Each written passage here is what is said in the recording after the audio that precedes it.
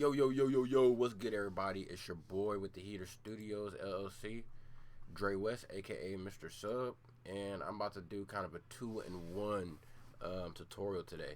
So, Studio One Professional 6 has the ability to now um, connect your Bluetooth headphones. And I'm not sure if this is an ability that just now got enabled, but you can now mix all your music through your Bluetooth headphones. So, what we're going to do is just really quickly, I'm going to record something really fast so you guys can have a ideal perspective, because we're going to talk about printing today, and we're going to talk about how to connect your Bluetooth headphones. So let's go through with the Bluetooth headphones first. So all you would need to do is literally click the Studio One button, options, of course, after connecting your Bluetooth to your computer. Add your Bluetooth device. You know, the regular way that you would add your Bluetooth device to your phone and everything, you can add it the same way to your computer. Once you've connected your Bluetooth device will now, it will show up here. Now, let's say your Bluetooth device isn't showing up here. So what can you do? So what you can do, and this is kind of a little bit more um, sturdier way of doing it, but you could download what's called Voicemeeter, and I did a tutorial on how to set up your Voicemeeter once you download it as well. It basically adds an output and input to your computer. So we'll go to Voicemeeter, and in here we're going to select my headphone device here. I already got it selected. And once your headphone device is selected in here, you're just going to go here to Voicemeeter. Click OK. Sometimes it'll change up your sample rate. Always make sure within Voicemeeter that your sample rate is 48 hertz. So we're going to change this to MME. And now we got our sample rate back at 48 hertz. And that matches, but your sample rate for your computer might be 41, depending on what you operate out and what you mix out of. All right, so let's play this to make sure it's coming through our headphones.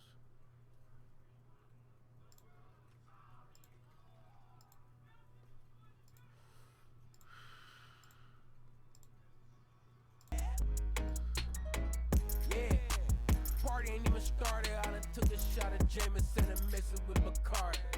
So as you see, now we got playback coming through our Bluetooth headphones. All right, so now let's go back here, and I'm gonna show you guys about printing. So in Studio One, you have your regular mix section, which will have all your inserts. You know, with your pre-fader here, or excuse me, post-fader here. So with your post, it means that this fader right here is going to be the fader that's going to manipulate the volume. Pre-fade is the volume that your tracks are before it actually hits this fader. So if we're looking for a pre-fader section, all you would do is click this here, and it's going to open up this tab. And this is going to be your pre-fade insert. So on this insert here, on your input on the left, which you set your device to record out of, you can put any plugin that you want, a gate, 76 compressor, however that you want to, however you want to do it. If you want to emulate just like an actual live studio, you can see how they have their stuff set up, and you can do your tracking accordingly, just like as if you were in an actual studio. Now, if you have the UAD Apollo and DAWs that allow you to print already, not DAWs, but interfaces that allow you to print already through your interface, then you're good. This is something that you won't necessarily need to do because your interface already allows you to do that. But this is going to be for people that don't have that access to those certain interfaces that are allowed printing through the interface. So if you are wanting to get some sort of a feel of tracking with a live compression or a live gate or something like that, you would just put that gate or compressor on this pre-fader insert. Now you got to understand, once you put something on this pre-fader insert, whatever you record out here is going to be your recording. You're not going to be able to change it.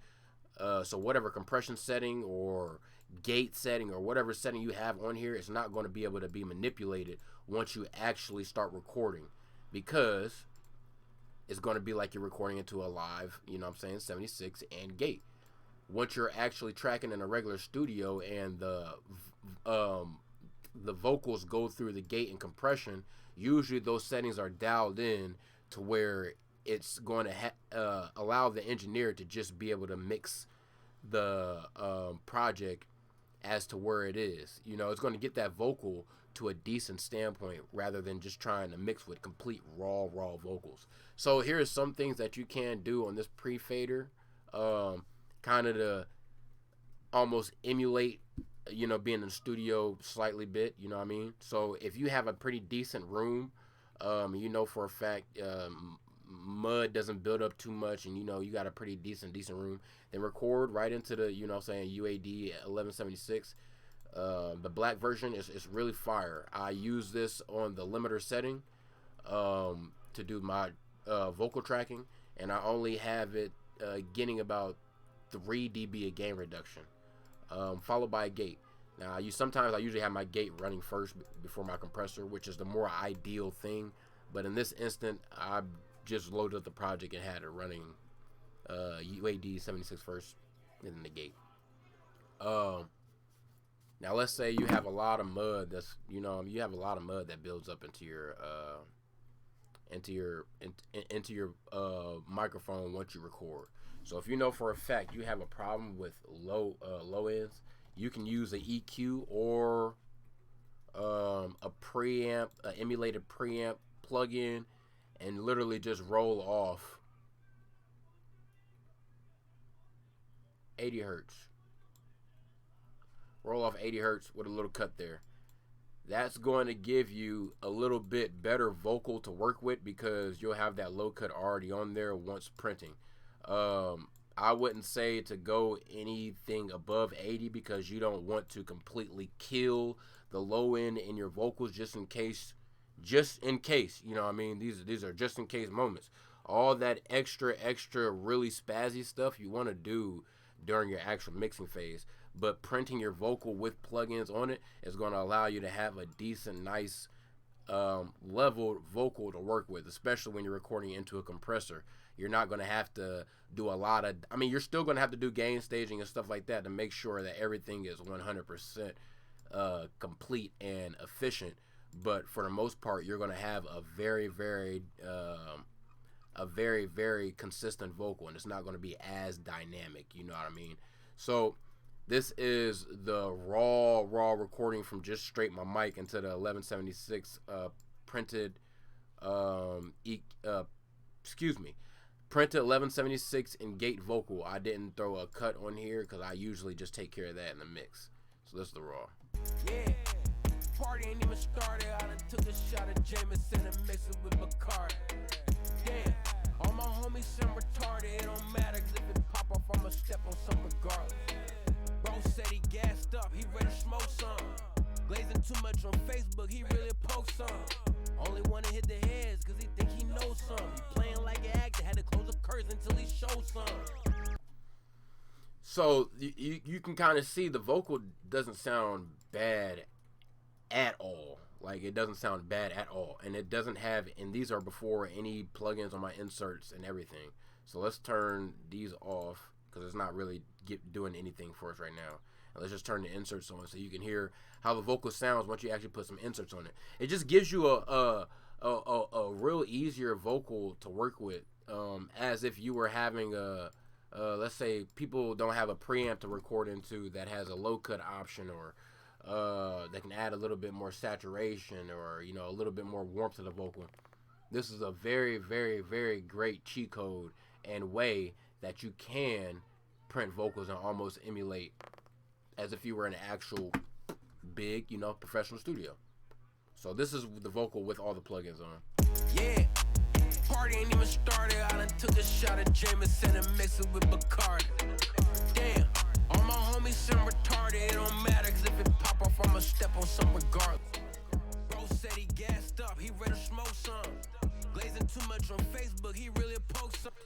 Sorry, I had to disengage my mix bus because I have a lot of effects that are that's basically like my cleanup for the whole mix overall.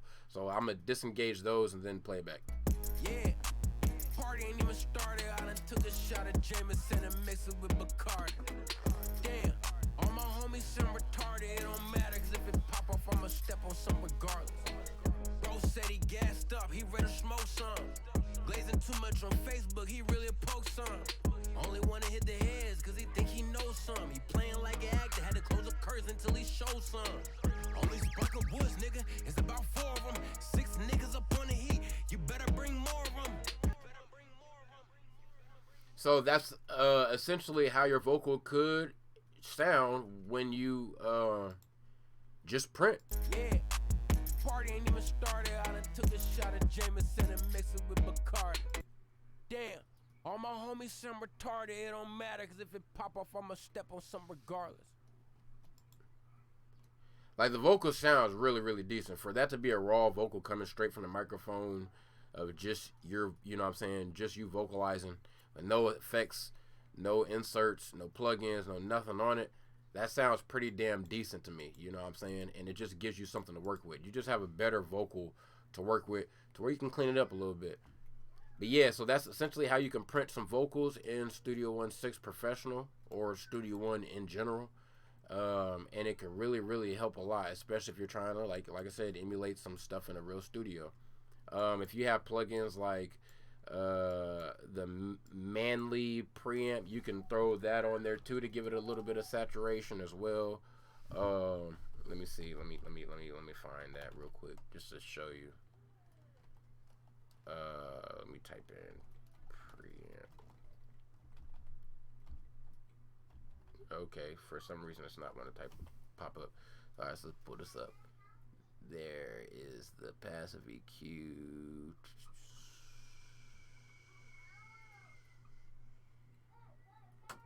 There we go. So this can almost, you know, this emulates a preamp. You can put this on to, you can run your gate into your preamp.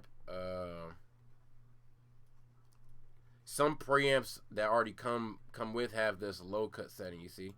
So you can just do that low cut setting there, and you essentially have the same thing as if you were to just put your EQ and just cut the 80 off. The only difference is still giving you that warmth and saturation feel, you know what I mean? So before you guys start recording and actually just record into this, make sure you do a couple takes with your client or yourself just to make sure you're dialing in these settings to where you're not clipping, oversaturating, or it's just sounding terrible, you know what I mean? Experiment, look at some ways that studios have their tracking and stuff set up, because it'll definitely help. But I hope this inspired you a little bit, man. If you're messing with the song, this song right here is going to be called Step Something. It's going to be released in a couple weeks. If you guys want to hear how or see how I mix this track, just give me a comment and let me know below. But essentially, yeah, this is how you print, guys. I hope I helped you out with something, and I hope I inspired you a little bit. Peace and love. It's Dre West with the Heater Studio, always putting on for the in-home studios. Just saying, bro, we can do this. We got this. We can achieve anything we believe in, man. Putting on for the in-home studios around the world.